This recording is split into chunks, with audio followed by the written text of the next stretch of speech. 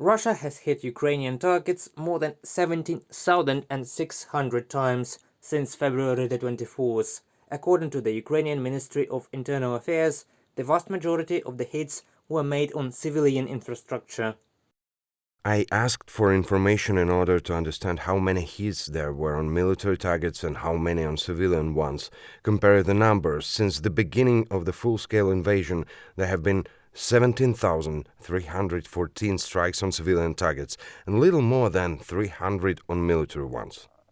Mykolaiv is under constant shelling. On July the 15th, missiles hit two largest universities in the city. Earlier, the enemy hit a hotel, an entertainment center, and schools.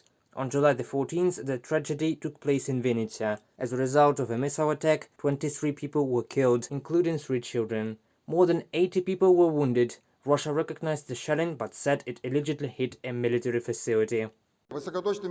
High-precision sea-based caliber missiles hit the building of the House of Officers in the city of Vinnytsia. At the moment of the strike, that military facility hosted a meeting between the Ukrainian Air Force Command and representatives of foreign weapon suppliers on the transfer of the next batch of aircraft and weapons to the Ukrainian armed forces, as well as on organizing the repair of the Ukrainian aviation fleet. Participants of the meeting were eliminated in the strike.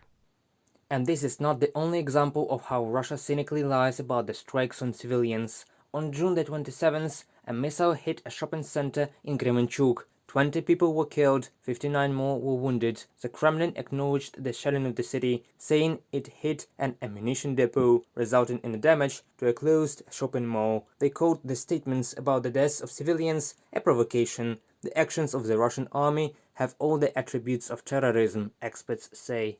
Начиная с первых дней войны, Российская Федерация наносит удары. Since the first days of war, the Russian Federation has been shelling peaceful cities and settlements using prohibited weapons, cluster bombs, phosphorus bombs, etc., which have an unpredictable radius of destruction of manpower prohibited worldwide for use in populated areas. The purpose of such actions is to create the atmosphere of fear, which is the main goal of any terrorist activity.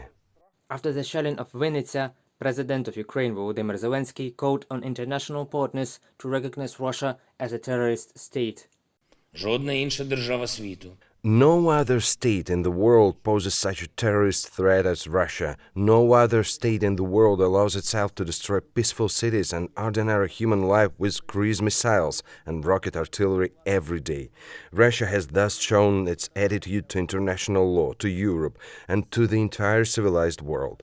After that, no one can have any doubt that a special tribunal on Russian aggression against Ukraine is needed as soon as possible. 352 children have already been killed since Russia's full-scale invasion of Ukraine. This was reported by the Prosecutor's General Office. More than 650 children were wounded. And this is not the final data, which strongly indicates the crimes of the Russian military in Ukraine. Reported by Pavlo Stelmach, Vlada Tsurkan, UATV News.